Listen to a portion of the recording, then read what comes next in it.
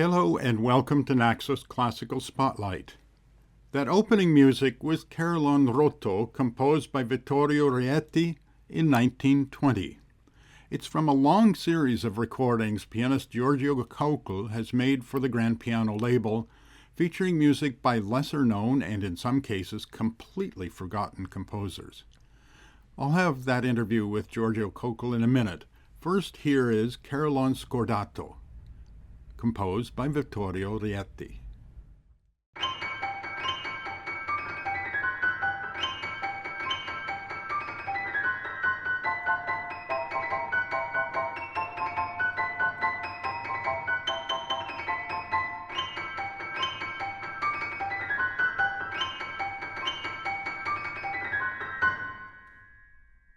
You've done a lot of recording for grand piano.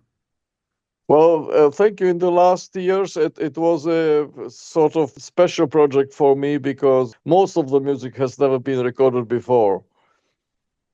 Right, and that includes you're about to release the music by Vittorio Rieti? The last and third one. Second is already out since 1 year. So tell me, who was he?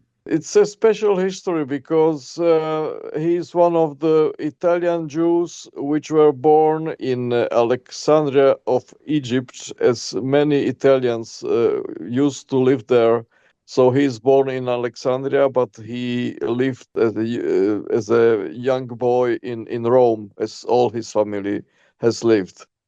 And he studied relatively few years with Alessandro Casella, and there are no other known teachers of him, so he's practically self-taught. Interesting. And after a certain while, he got very famous especially in France, Paris, because he's the only Italian who was invited to write ballet for Diaghilev. So this name literally exploded in the 20s and the 30s.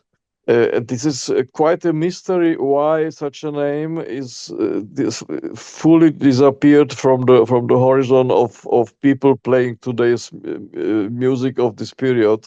Maybe due also to the fact that as being Jewish, he was forced to leave Europe and spend the rest of his life in New York. He died in New York, but he is now buried near his wife in Rome.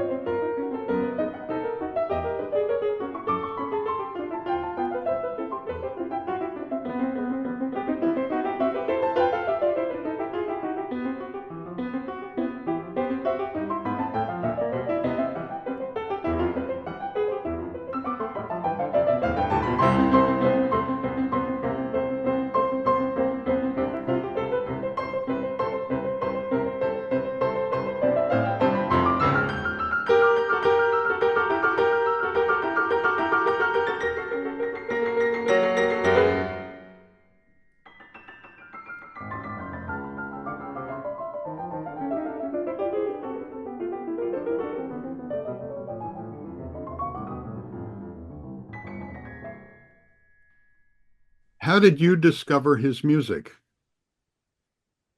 You know, I have a series now since 25 years, which is called Neglected Jewish Composers, which is mainly based of people who are not so common as people who died in during the Second World War.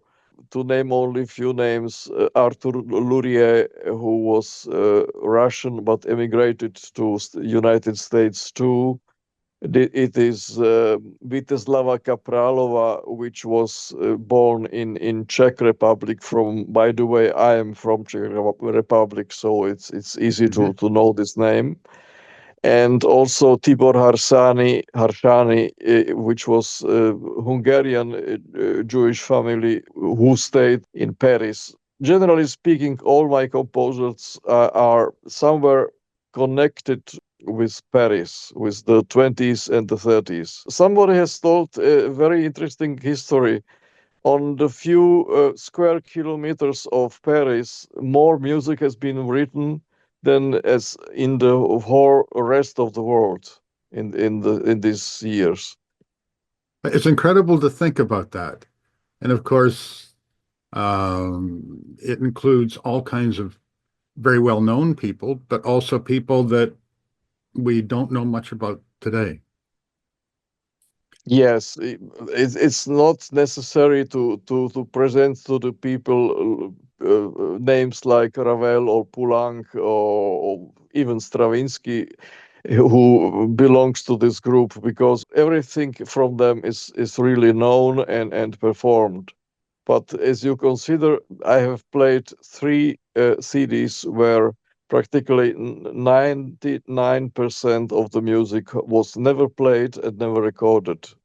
And as you have heard few examples of his music, it's a great shame because he really needs to be discovered.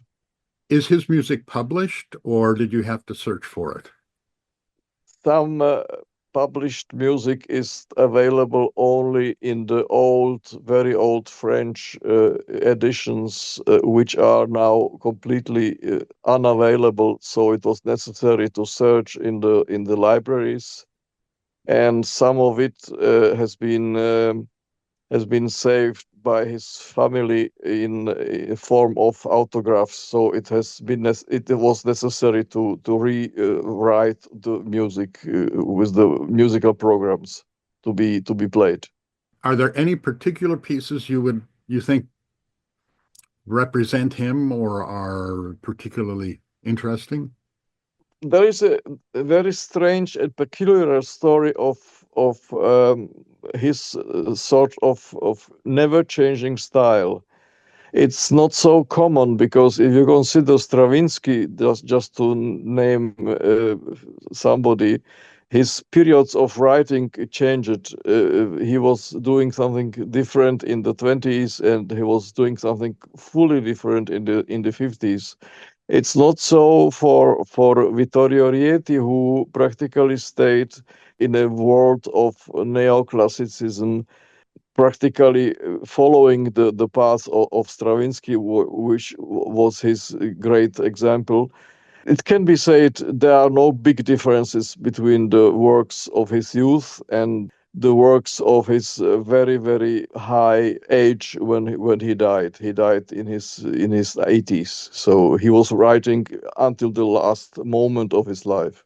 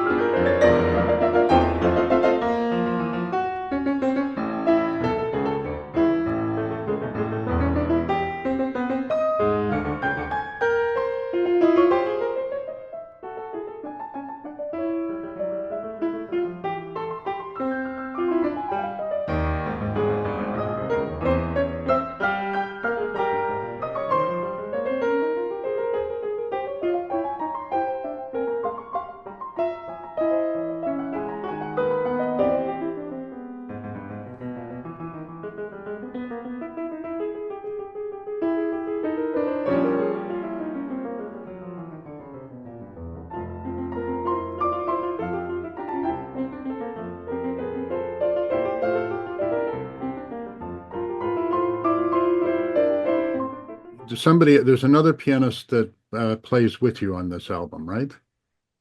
Yes, the story is about mixing together pieces for one single piano, which are approximately 50% of the whole production, and Mhm. an enormous quantity of pieces for two pianos.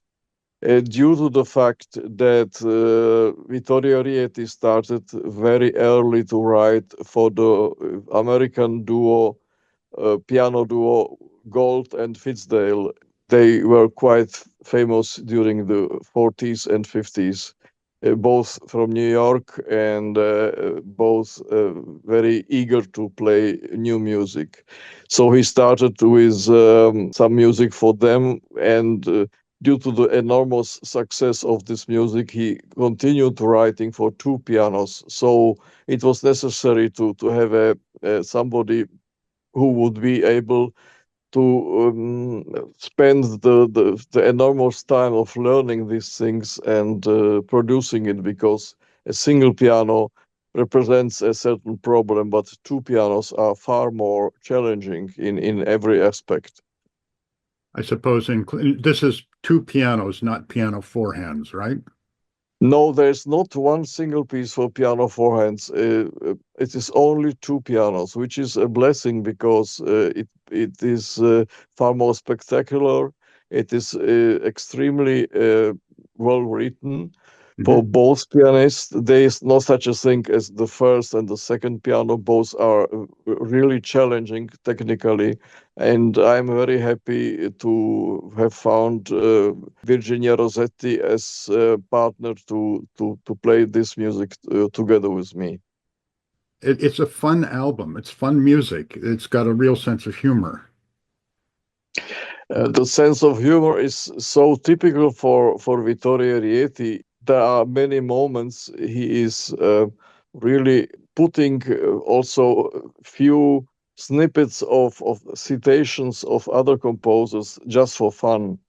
And if you are really introduced to the music and following every single note on the score, you sometimes are able to discover things which might not be so easy to be heard when listening to the CD, like use of certain pieces of Stravinsky or certain pieces of Prokofiev, just as citations, just a sort of joke Mhm. to show to the public.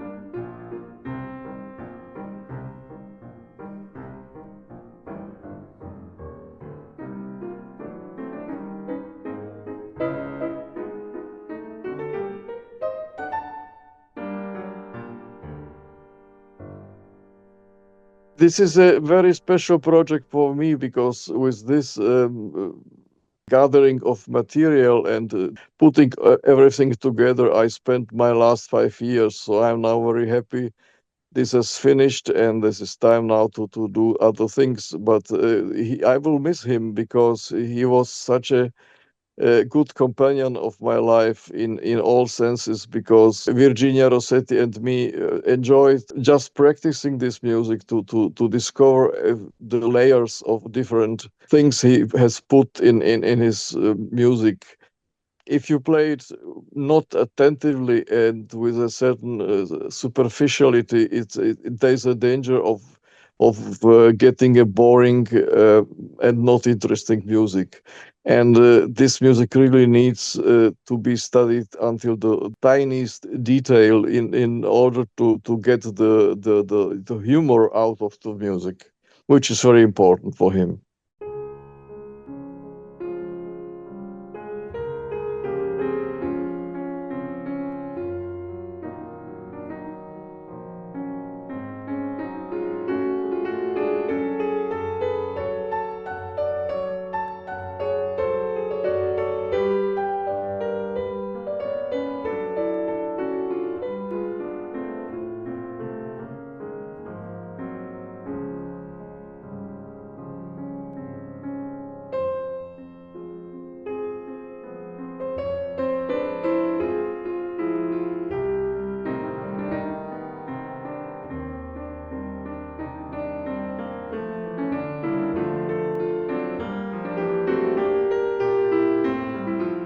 That was from 4 piano pieces composed by Vittorio Rieti in 1992.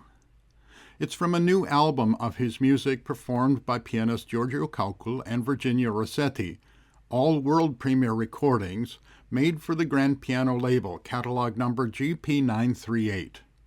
My thanks to Giorgio Koukl for taking the time to chat, and thanks to him as well for bringing so much unknown music back to us.